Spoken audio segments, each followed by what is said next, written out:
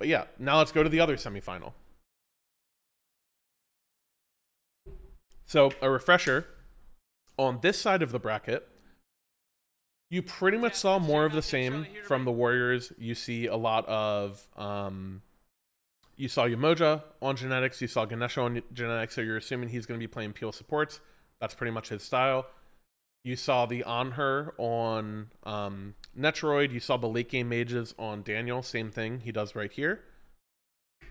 A big difference is the Leviathans first picked Thoth and then second, third picked Wheelix every single game when they were first pick.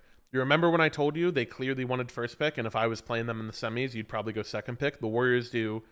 The Warriors are in that exact situation. I think Leviathans actually had side selection, so they continue to value first pick, and now that this is their fourth game in a row on first pick, it's very likely the Warriors know exactly what they want to do in this draft because they've had time to prep for it. And the way they've prepped for it is they let him have the Thoth, but they deny the Awilix. So they deny the Awilix pressure. They deny the Athena for like a global to play with. Just in general, solid map pressure, right? And then they also ban this Kama. I'm not exactly sure. I think they just wanted to ban a character that goes immune. And they felt like maybe not having that hurt their late game a lot and made the Thoth an easier target where they didn't have to worry about other assassins. I couldn't exactly tell you. It may have just been like a comfort ban or something. But in any case, they banned the Kama. Go through this draft, they showed double frontline pick, right? The Odin Afro. You pick the Hachi into it. The Baron's supposed to be a counter matchup on the Afro. You pick a late game scaling mage. This team, the Leviathans, have objective secure, where the Warriors don't now. That's something important to note. And that's just kind of comfort here, right? Cerberus, Humbots, very comfortable for Fine OK and adapting. Pantom obviously loves his Susano. And then you just get an Ishtar for duo pressure. This game, I don't think anything too crazy happens. I think the Warriors end up just taking one late game team fight and winning it. If I'm not mistaken, they had audio issues because Coast slammed his headset and basically broke it. Oh, that's right. The Leviathans actually did get fire. But I think they have the issue that I was talking about before. They 5-man stack. Look, they don't siege, split. They 5-man stack into the late game mage, which is the Tiamat, and their carries just can't walk up. They keep trying to walk up. Just look at this poke on the Shinto here in a second. Boom. He ate like 2 Dragon Balls from Daniel. That's enough to force him out. They jump in. They hard engage this. The support's left alone now because he's poked and both of the backline had to dash out. It's just a free kill. You basically completely negate the fire, wipe them, they win the game. You have a clip for what, Hardcore? For just like this in general, going through it. Why they have audio issues? Yeah, it was because Coast slammed his headset. Unlucky.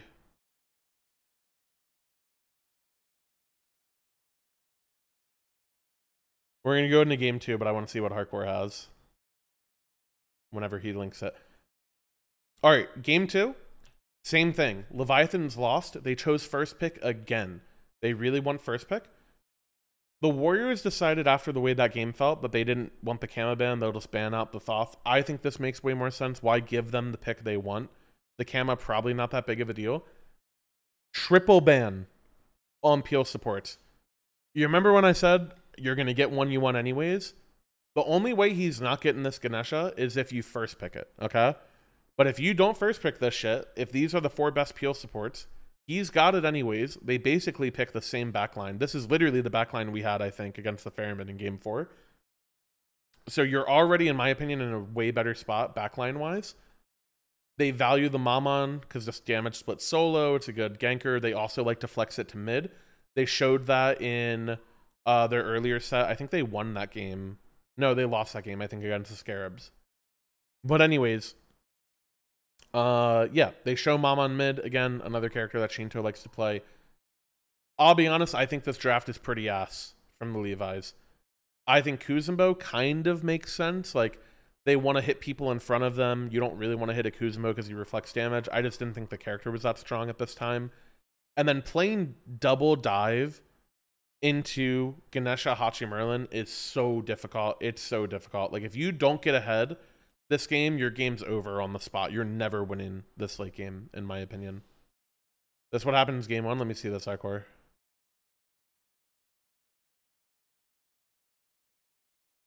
Can I full screen this? Oh, no. Oh, no. That's so sad.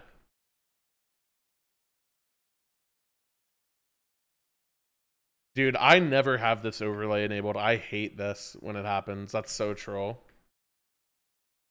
They were screwed either way, right? On Kenneth?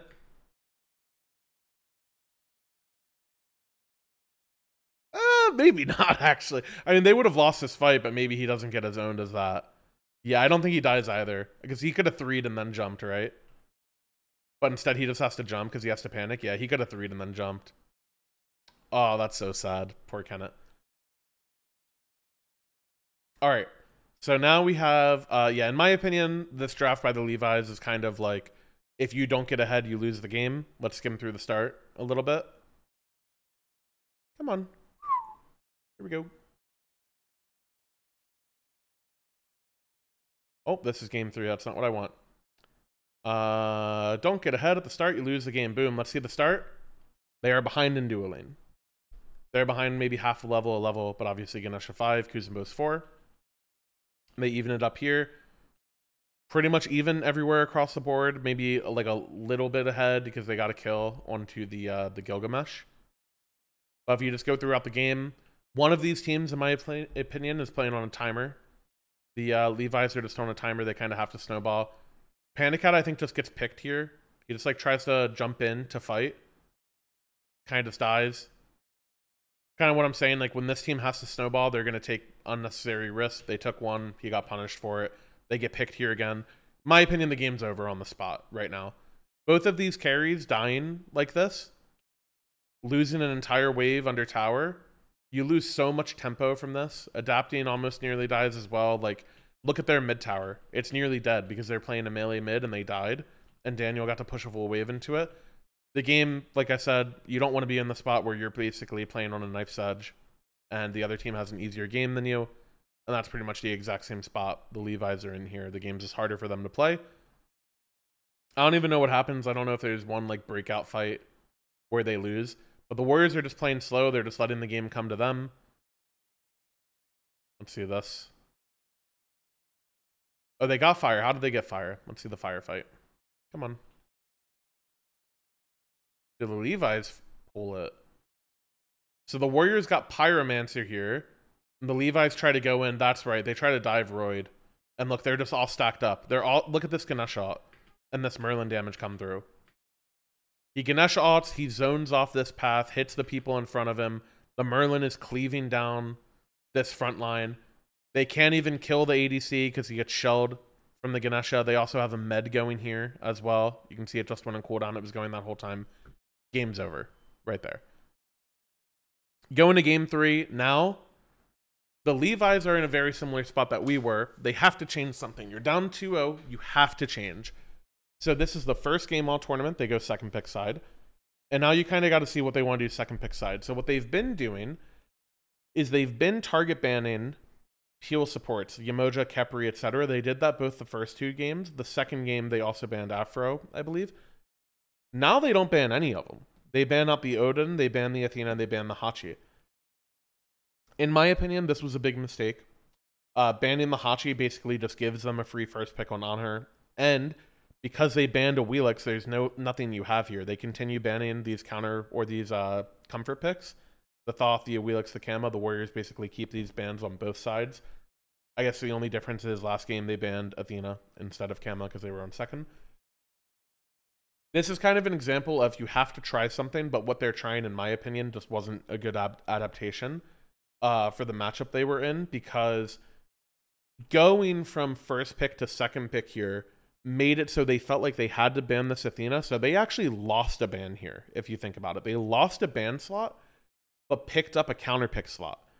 But because you can't even counter pick their first pick, because they preemptively banned the character they don't want to play against, you're not really getting anything going here. So you're basically just giving them a scenario where now Genetics is going to get Yamoja or Khepri. He'll take whichever one he wants. You can't stop him. They're going to continue picking Tiamat or Merlin here. It's just a matter of which one they take. The Vulcan I actually do like quite a bit. I thought Vulcan was actually the best mid laner this tournament, full disclosure. but really nobody played him a lot. Paul would play him. Shinto played him one game. Pegon played him one game. I thought it was the best character because he kind of had a mix of the poke that Thoth did, while also having the objective secure that Thoth, Kukulkan, and Vulcan all had. And his objective DPS is better than all of them. That's the main reason that I thought he was better. Thoth, not actually good Fire Giant DPS at all. Really good secure, really bad DPS. Vulcan turret, crazy good DPS on fire. Pyro, all of that type of stuff. So yeah, you see this draft play out. I actually like the top 3 from the Levi's quite a bit. I just don't like the way the bans and the first pick went for them. You basically gave them a free ADC pick that doesn't have a counter pick available to it. And then you're giving them everything they want anyways. There's no noticeable counter pick here. And that's pretty much it. That's pretty much the whole draft. I think both teams are probably pretty happy. The main thing I think is trash, is the Uller. I think the Uller is just a bad pick. Uller into this team is not killing anyone late game. Osiris has a ton of damage mitigation. You're not going to kill this guy. Even if you play poke, they have a lot of healing because of this Yemoja. And you don't really win lane pressure against an Anhur, to my knowledge. Maybe Panicat could try to outskill it. But I think in a normal game state, you don't really win that. And the bigger thing is they kind of throw their objective DPS in the gutter, right? If you pick a different ADC here, and they have a Vulcan, now their objective DPS is really scary. You have a turret with an auto-attack ADC, with an auto-attack jungler, with an Ama. You can kill fire like that, you know? And then you can match secure too, right? You have Vulcan secure. They don't have anything. They have a Tiamat. But instead, when you go the Uller, it kind of, in my opinion, creates a lose condition for them. I don't know if he gets ganked or if he dies here or what happens exactly. But I think the Levi's were actually pretty happy with the way this game started. Like, they get a kill in the 2v2 on the Ama. Getting the Ama ahead is really, really nice. She obviously scales very well. You just jump. So he knows, he knows they're there. He saw that Thor, he jumped away. And then he tried to get the wave. He tries to greed the wave while they do the camp. And he's trying to get his jump back up. You see he horn sharded for it too. But he's just dead.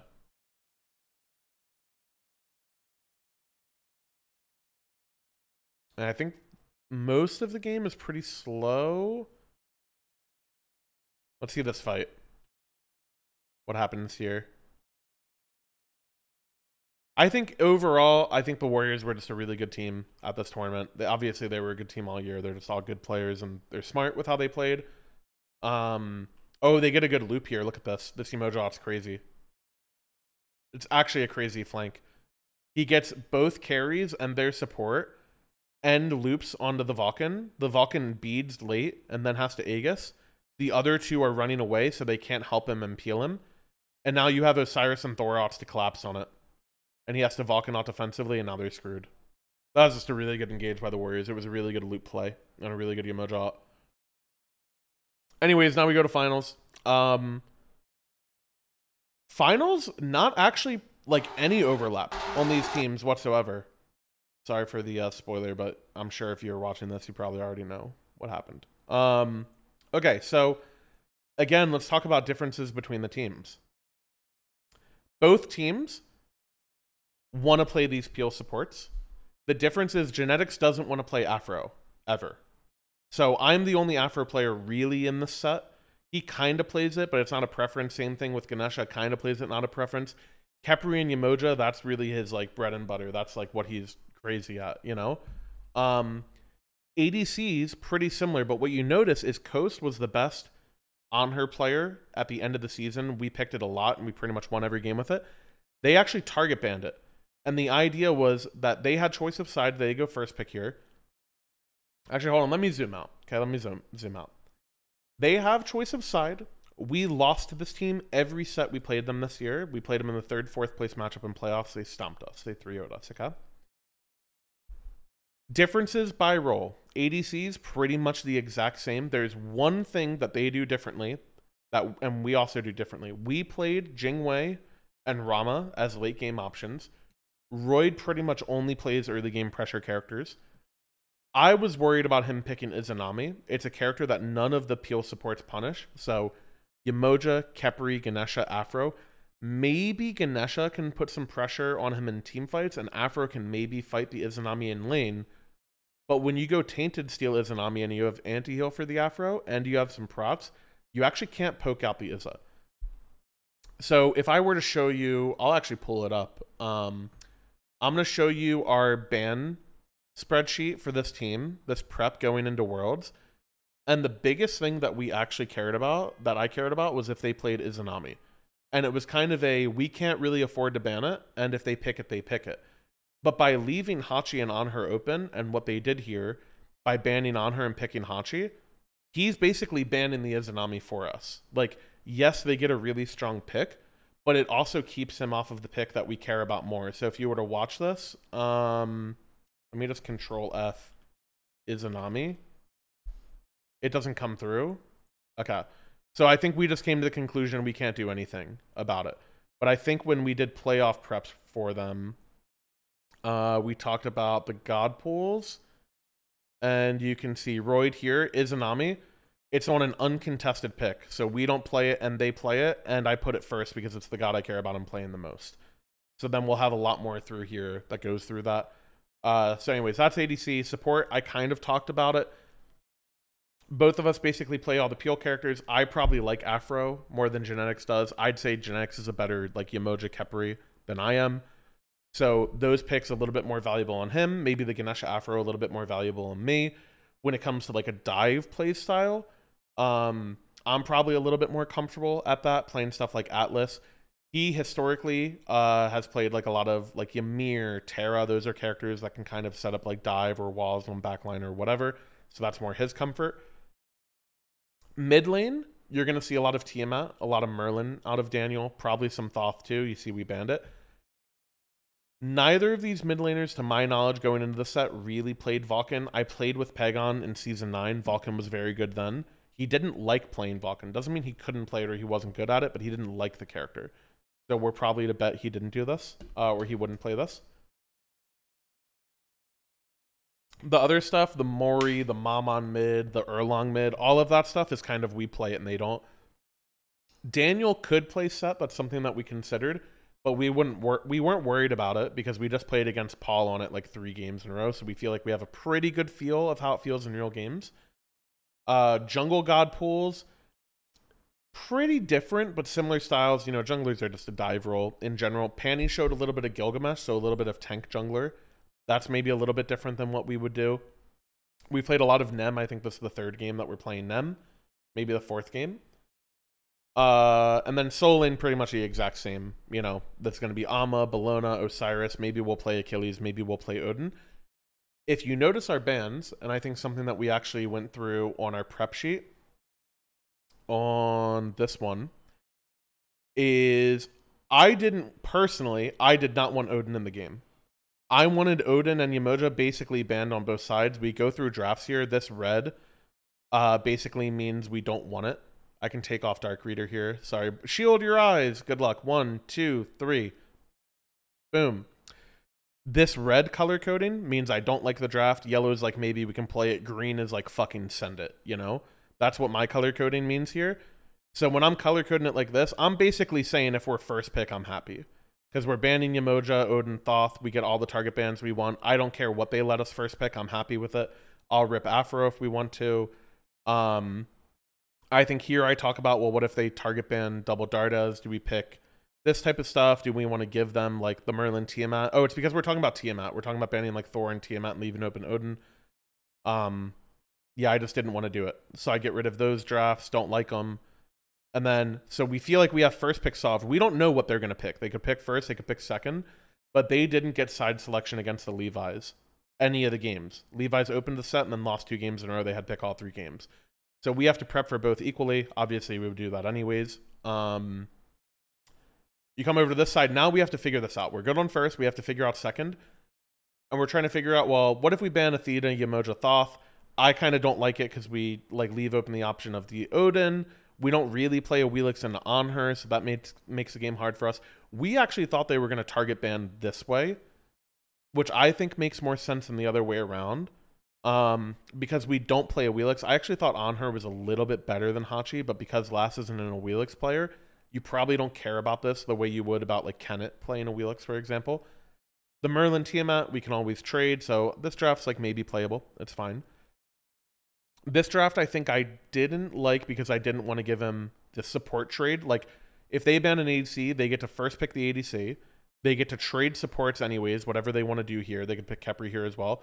And they get Odin. I thought this was trash for us. This is basically the draft the Levi's had in their game 3, where they get a free ADC pick, and you're not even countering anything. Because even if you pick the support you want, they get another one anyways. So I thought this draft was trash. This was avoid at all costs, okay? And then we finally get it where we just go off the Hachi. And we basically say, fuck it. We don't care about the ADCs. Let him play what he wants. If we see them first pick an ADC, we know they can't pick Izza. So then we go through all these other scenarios, and the green equals fucking send it. And we basically feel like no matter what they do, we like the response they have. And if you look at the bans we're accounting for, something I will always, always, always, always do in draft, and I really cannot stress this enough, and to preach this to people who are playing comp, okay? Prep for the worst fucking case scenario, okay? If you're happy in the worst case scenario, then obviously you're going to be happy in the best case scenario, okay? So we felt like Mori Kakakin, easy target bans. They let us do whatever we want to do, and they don't play them. They're strictly good for us if they're in the game, and bad for them if they're in the game. The Daji, same thing.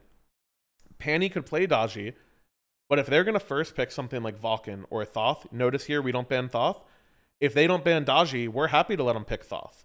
Pick Thoth, we'll pick Afro, we'll pick Daji, we'll get a Merlin or a Tiamat into this no matter what. That's why we wrote the Merlin here. Like, they either have to ban Daji or Merlin. If they ban Merlin, they can top 2-3 the Tiamat and then deny us a Merlin Tiamat because we also don't play Baba, neither does Daniel. So they would win the late game mage matchup in that scenario. Or if they ban the Daji, now we get the Merlin Tiamat trade, and we also get a support that we want, and we don't care about their ADC. So if you see how this actually plays out, pretty much the same thing, except they don't ban the Kakakin. So the second that they don't ban this Kakakin, we're picking it. We don't care what they do. We're just picking it. They could have picked anything here. We were going to pick Kakakin third. I'm not even kidding. They could pick any god, any counter that you think exists. We would have stubbornly picked it no matter what. Another thing that you'll notice here is... Oh, whoops, I didn't mean to do that. So it's on a different page. Another thing you'll notice here is we go through the Athena. You remember how I said the Ferryman knew that we could pick Erlang Shen, and they decided to let it happen and play into it? The Warriors did the same thing. I've talked to Genetics after the set about this. We let Athena at the peak of her, like, OP, whatever, quote-unquote OP, through, and we gave it to them. And in the games we played it to them, they played it jungle, okay? And the reason this is significant is because if they want to play a tank jungle, like Gilga or Athena, that means that Panatom is not playing Susano. And me personally, I'll take that every fucking day of the week, because we can't afford to ban Susano. If you look at our draft prep, we're not banning Susano ever in the top 3, no matter what. We'll ban it bottom 2. We might leave notes for it. Like, we might leave notes like, careful for your Wheelix if we pick an on her like this. We might want to ban it later and go through it. But if he's playing a tank, and if Royd is picking an ADC, we're kind of eliminating 2 problems here. They can't pick a Tsunami, which we don't want to play into, and they're playing a tank jungler, so now Panny can't carry the game. So we're basically banning 2 people. They're giving us what we want, and the only question is how OP is this Athena? And they talked about this exact same scenario happening, Genex had told me, and they basically felt like they should just try it, because they've stomped us every game, okay? Literally every game. I think Coast said before Worlds he never beat them a single game, like a single real game in the SPL, not even one win. Not a set, a game, okay? Excuse me, had to drink some water.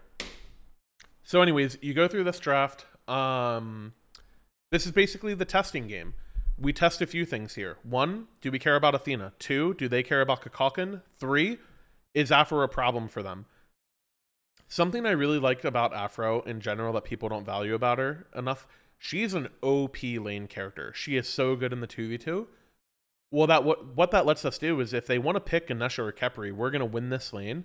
And even though they have ADC prio, in my opinion, Bog was the best ADC in the game. If you just didn't get snowballed on, the threat was you can get snowballed on.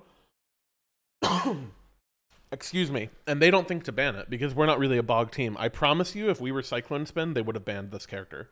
That's how good the character is, especially if you're good with it. So if you look at this comp for both teams, we obviously want to play front to back. And how are we doing that? We're playing triple range backline, no support target for them to hit. The only target they can hit is this Osiris, who has a ton of damage mitigation, right? Well, if we're triple range and they're playing Athena, they want to hit the front line. If we don't give them a frontliner to hit, how can you hit the front line? If their Athena dashes in or their Amma dashes in to try to ult us and engage, we have a Nem ult to shred it. We have Afro ult to immune it. And the big thing here, and for those of you who listened in on the, they did like a listen-in series, High Res did, you can definitely go check that out if you haven't.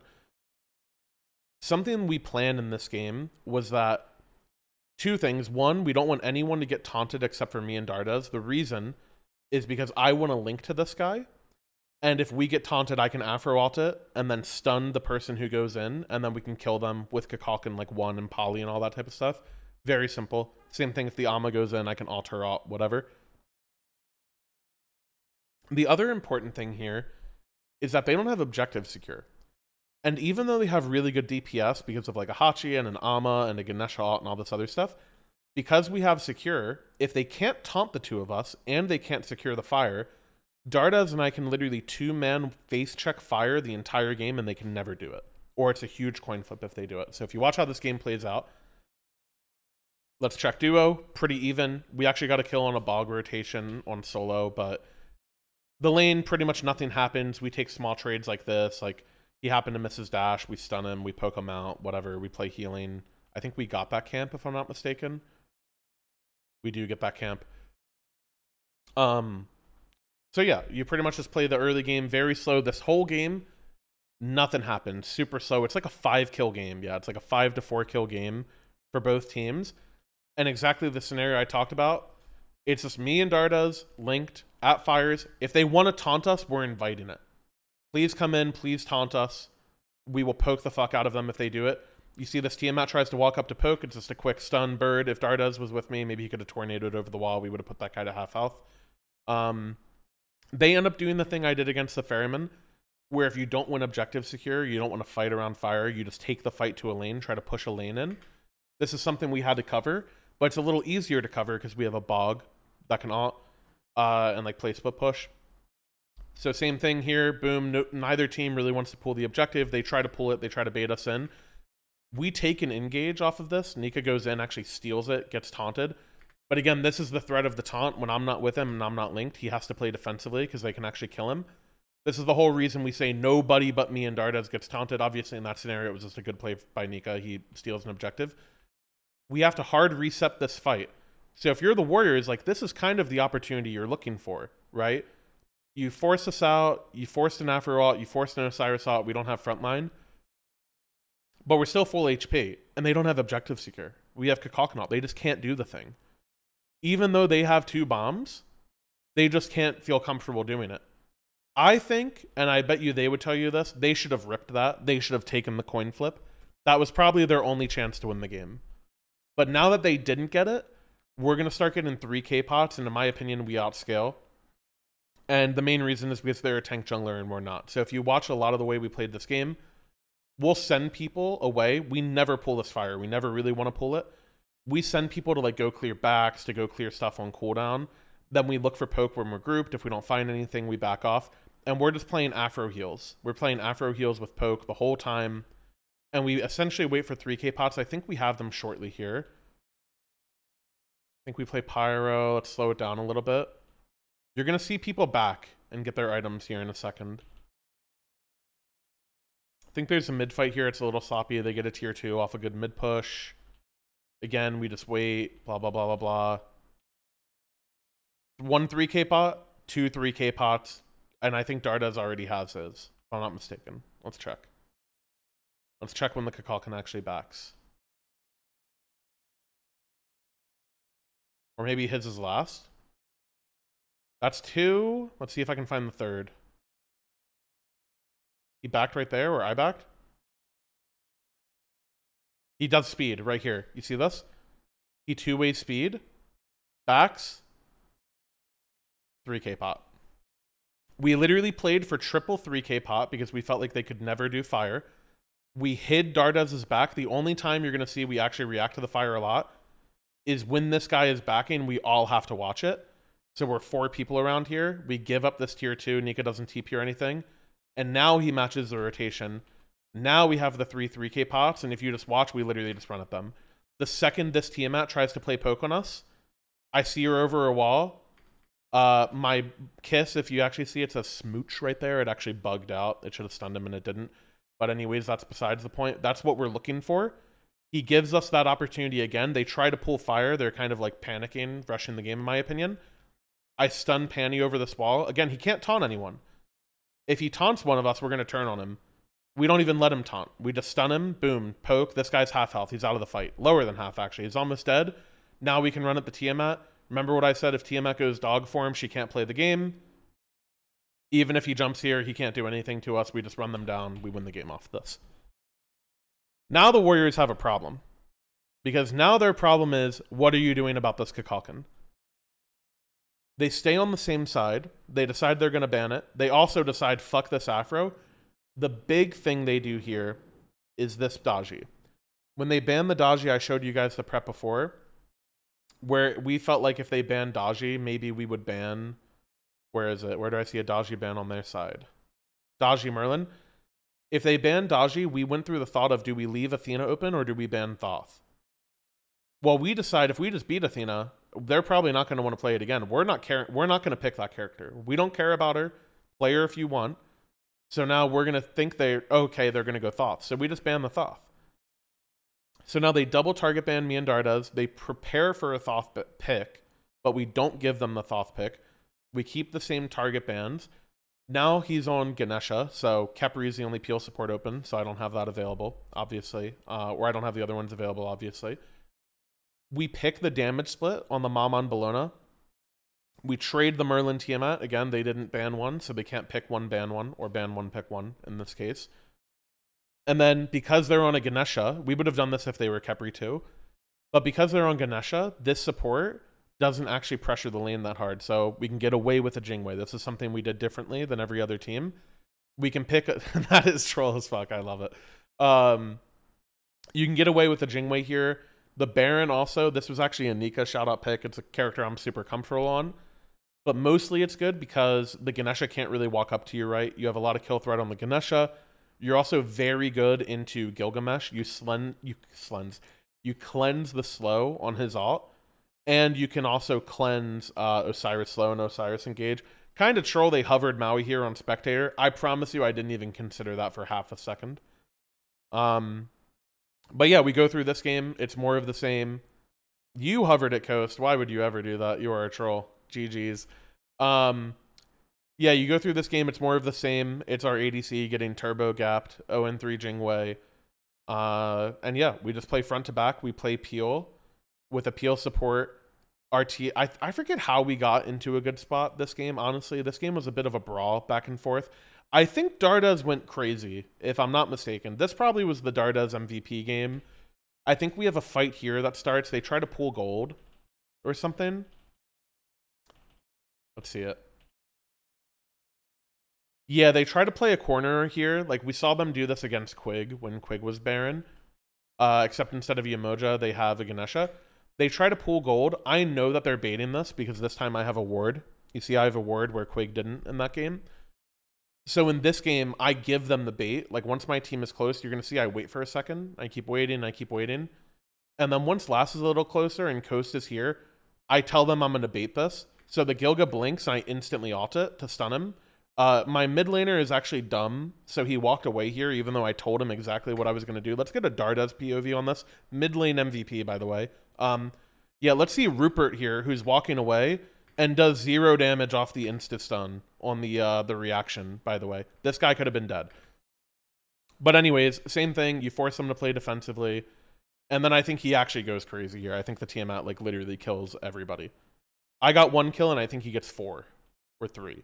Yeah, the Dardas triple kill angle. And I think that's pretty much how we stay in the game. I think we just get a good late game team fight that goes our way. I don't know how it started necessarily. Looks like we killed genetics. How'd that happen?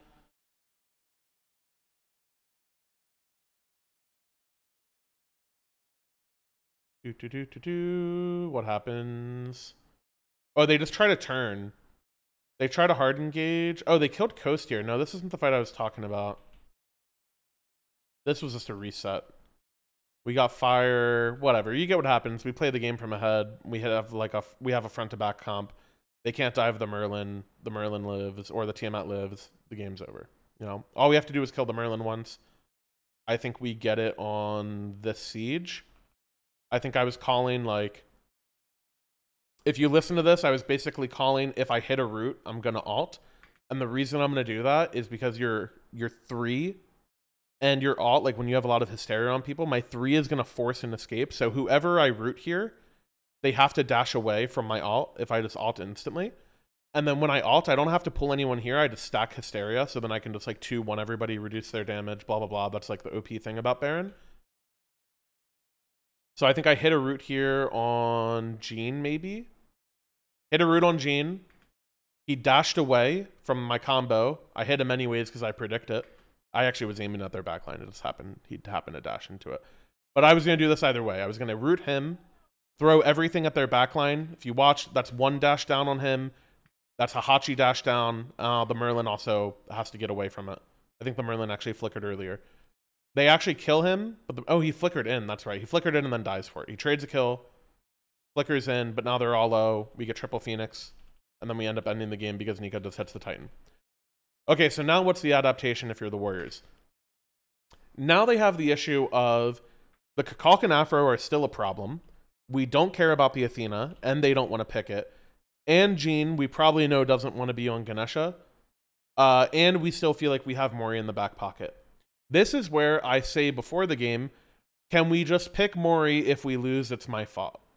And that's where we pick Mori, and then because they haven't picked a jungler yet, we ban the 2 carry junglers that we don't want to play against, and then he picks Gilga, which we're happy with, but then we just give him Khepri.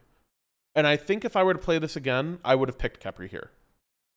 Because by picking Khepri, I'd put him back on the Ganesha, which I don't think is what he likes as much.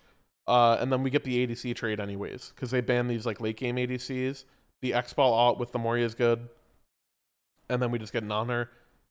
This game actually was in a pretty good spot for us. If I'm not mistaken, I think Nika and Lass kind of own. They get like a lot of kills solo side or something. Like Lass is pretty fed. He's 3-1. And then I'm pretty sure I int the game on the spot. I called a 4v5 defend this when we knew that Lass wasn't here. And he was the guy on our team who actually had kills and like items. And yeah, we literally lose the game here. They're too good of a team. And Genex is just a very good Khepri. Like when you're in this slot, if you see how they're building, they have a Shoguns here. They're just trying to do what we were doing to them. We have to dive. They have appeal support. It's just really hard. Like it's just a really hard game if the support plays well. You go back into this draft.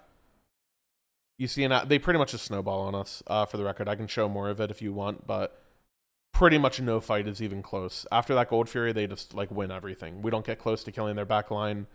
The Tiamat with the Pure Relics and the Kepriot, he's just unkillable. And they pretty much just poke us out the whole game, and I think they find like... I think they get picks here at like speed buff off of this fire or something, if I'm not mistaken. I forget what exactly happens. Yeah, I think they run us down here. Yeah, they get a root on Coast and he has to jump away. They blink off of it. And even though I silenced off the blink, they can just run him down. And now we're split.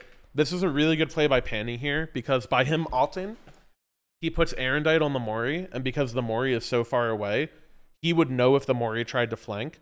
So their backline is completely safe, and ours can't do anything, right? My ADC is getting engaged. It's also another weakness. This is why I was saying, like, against the Raven set, when you play Mori, you normally don't want a character like Anhur with it. This is like a rule we built up throughout the entire year, and then we broke it because we're dumb and we're overconfident because we're up 2-0. You do not want a character like Anhur with the Morgan, because Anhur is a character that can't dive, and he's not very safe alone. He wants to stand his ground and prot shred and hit people in front of him. The Mori does not help even a little bit. Not even a little bit. Doesn't help it. Can't turn. Coast just on an island here. He's screwed. Let's go into the draft for this game. So if you'll see what we change, we go back to second pick side. We keep our same bans. They banned the Daji. See the Daji banned third, then we ban the Thoth. I don't know if we would have banned anything else anyways, but you still just get that ban. Hachi, now they top pick the Khepri. We were actually thinking about, I think we were going to ban Khepri here, but because they banned Daji, we didn't want to give him a free Thoth. Again, in hindsight, I probably just would have let him play Thoth, but me and Cherry kind of thought Thoth was Daniel's best character because we played with him in Season 9 on the Dragons, and he owned every Thoth game. The guy was just crazy at the character. I mean, he's just a crazy player in general, but yeah. They do that. They get the Khepri through. They pick Hachi Khepri. Now I'm kind of in a worse spot. I still would defend this E-set pick. I still think it's good. It's very good into all their characters. Like, I have root and knock up immunity on everybody. For the Vulcan ult, I have a lot of damage mitigation if he ever fires at us. Same thing with Susano ult.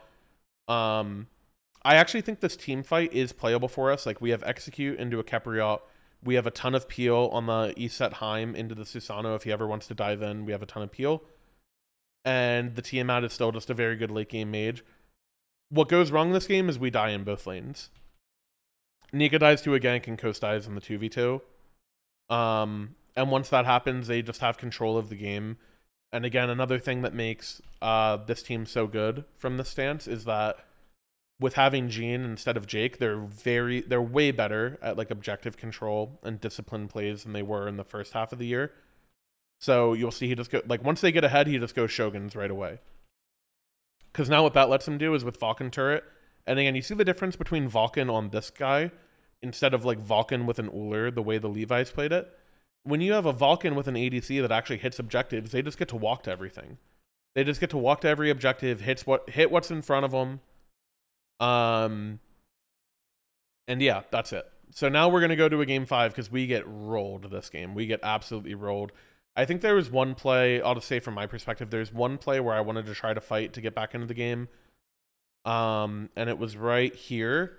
If you look at our power spikes, we actually get a lot of stuff going. Like, I'm about to have before this Gold Fury, I'm about to have Thebes full stacked. I have a lot of stacks on my Prophetic Cloak.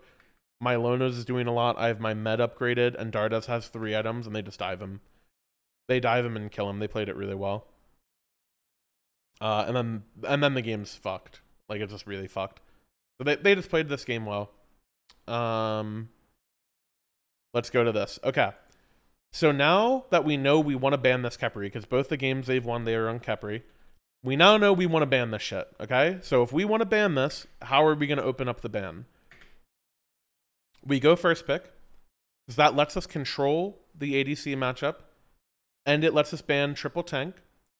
They keep the same bans, the Afro, the Kakak, and they've done this the last 4 games. After we won with it game 1, they banned both of them every single game. They then do the Daji ban again, knowing that we were going to... So this is a Khepri or a Thoth. Same thing we had the last game. But now that the Thoth is open, they don't have to preemptively do this. They can reactively do this. So now that we want to ban Khepri, they can reactively ban Daji. They know Dardas doesn't want to play Thoth. And they're going to get Thoth without a Daji into it. Okay? A big thing here, and I think I've talked about this earlier in the year, we actually debated whether we wanted to pick the Soul Laner here or whatever versus picking Hachi. And I thought we could have just traded Hachi on her, and I felt like Coast was just going to be better on either one. And Coast really wanted to play Hachi because he wanted to take Royd off of the Hachi because he's played it the last 4 games. Again, another thing you'll talk about here is comfort in the stuff and how you adapt throughout a set and throughout a tournament. Royd played well this entire set, so you just put him on a different character and make him a little bit less comfortable. Like I said, we thought Royd was not as good of an on her as he was a Hachi. So even though I thought Coast was a really good on her and they're giving it to him, we felt like the gap, I guess, was big enough. We just ripped the Hachi. He doesn't even pick on her anyways because he doesn't really want it, which is what we thought. We pick the Hachi, we pick Osiris, we trade the Soul Laners, get the ADC that we want. Both of these could have been trades. We knew they were going to pick Thoth. We get to pick Merlin or Tiamat. Dardas ended up landing on Merlin. You see these bottom 2 bans, same bans versus Panny. We want him on a tank. He ends up picking the Gilga again. They ban the comforts that Lass has had. He's been picking a lot of Nem, and then the Kama, obviously just a good pick against the Thoth. So now the draft is on us to do something different into this Thoth. We don't have Daji. We don't have a dive character on like the Mori or something like that we could play. We did consider Mori very briefly here again, but Tia and Merlin were just too OP, and we didn't want to like get Heimed on, you know, for example, or like Ganesha into the Mori. We didn't want to give them that. So they pick Ilga. I know that Jean is going to counterpick me here, okay? And this is when player history and comfort comes into it. I've played against this guy enough to know that if I pick Atlas, he's going to pick Ymir. And I told my team this right away, but I kind of wanted Atlas anyways, because Atlas is a really good matchup into Gilga. You have 2 knock-up immunities for his kick. I can either dash it, or if I want to turn the fight, I can 2 and then pick him up. So, like, let's say that scenario where I was Baron. If he blinks in and he tries to kick somebody or kick me, I can just 2 and grab him, and he has to beads it, and I'm not getting kicked either way. I also have slow immunity on my dash for his ult. And you also have a ton of prot shred. So if they're going to play triple tank, which they are, tank, jungle, solo, support, I have a ton of prot shred. It also helps your objective DPS a lot. Atlas ult is literally like 40 to 50% prot reduction on fire if you just sit the ult on it. So between that and having a Merlin, you just have really good objective shred. You have really good siege, defense, and offense as well, because your ult is just huge. So I wanted to pick Atlas here, and I didn't care that he picked Ymir. And then the only question was Last was unsure if he wanted to play, and Last just kind of alphaed up and was just like, fuck it. If they get behind early, they lose this game, I'm just going to trade for the Thoth off cooldown. That was Last's plan, to just put their carries behind. Both of these carries, really good from ahead, really bad from behind. Ishtar from behind has no self-peel. She basically just dies. Thoth from behind, same thing, doesn't do enough damage to kill you. That's basically the gamble we're playing here. We know they're going to go Ymir. There is a world where they get ahead in this early game and they win, but we feel like any time where they don't get ahead and we have a Merlin in the late game, that we're just going to win it. That's how we feel. The only big adaptation here is, here, I'm going to watch, let's watch my ADC drop a kill here, actually. If you guys don't mind, I'd love to see it. I'd love to see my ADC drop a kill. Yeah. So Jean actually thought that Ymir freeze canceled Atlas too, which it doesn't. So he freezes me and tries to hit me, and I 2 him again, and I put him into a tower, and my ADC actually goes right past my window, I'm pretty sure. Yeah, I think this flies right out my window. So instead of him chain CCing this guy in a tower, he's actually gone to Narnia. And he is not the lion. He is for sure the wardrobe. He is an inanimate object, an absolute bot. And fucks the kill. I'm sorry, Coast. I have to give it to you. I have to give it to you before, you know, you're just younger and better than me and everything else, you know, I just have to do it. Anyways, the big thing we do here that I thought, not to, you know, as they say, not to jerk myself here, but the big thing I did going into this game, and I told Cherry I was going to do it before we loaded in, is both of the supports are going to look to kill them early game. Like, we're going to look to kill each other early game, me and Jean are, because if one of these supports get behind, you're screwed. Like, Ymir from behind into Merlin, not fun. Atlas from behind into like a Thoth that's just poking me, I just can't do anything to him. So what I decide to do is I go Mail of Renewal. I just say screw Thebes, screw stacking. I'm just going to go a power spike item. I'm going to fight right now. They have no anti-heal, right? They don't have Ankh or anything like that. They don't have Divine because they're going to stack Book. And if they fight me, I'm going to win it because I have Mail of Renewal. So if you actually look, I tried to path solo side to gank this Bellona, because I felt like Pele and Atlas Dash, like we could just run this guy down, especially if he was fighting for Totem. Sot's actually really aware and wasn't giving it to us, and they never saw me. I actually was going to back here to go contest this purple and prop buff. And what ends up happening is Daniel plays up to try to poke last, and he tries to rip an ult to try to kill this guy. And he ends up missing it, and now I'm behind them, and they don't know that I'm here. And now I catch his dash with my Atlas too, and now they're both dead. So we get exactly the start that we want. We get ahead, and now that they're behind, we just get to play the game the way that we want. We have a ton of objective shred. They're going to be playing basically a bruiser jungle into tank shred on the Atlas, and now their Ymir isn't ahead enough to bully the game, and that's pretty much it. That's like the whole draft coming to fruition in game, and that's the whole tournament. So yeah, hopefully that's a good example for you guys of how games can kind of evolve. I know this was a really long rant, but I mean, it's an entire freaking tournament, and it's the most important tournament of the year. So of course, there's going to be a lot of adaptations, but a big thing to take away here is that people are probably smarter than you think they are. Even if you try to surprise people, they're normally going to be ready for it. And this is also why I will always, always, always say, the casters love doing this thing where, like, actually the second game is the most important of the match. That's if you haven't played before. Like, if you haven't played in these moments, this game is such a big deal. Like, this is such a big information game. If they win this game, and they win with Athena, and we lose with Kakak and Afro, now the 2 picks that me and Dardas have over their team, now we have to second guess them a little bit. And now we maybe have to worry about this character that's gotten through in the tournament for the first time the entire time. But because we win it, now the character that everyone was auto-banning, we don't touch it at all. We don't care about it. And they have to perma-ban these 2 the rest of the set. It just instantly puts us in a better spot. And that's pretty much it. Yeah, hopefully everybody liked listening and watching, learned something. And that's all, folks.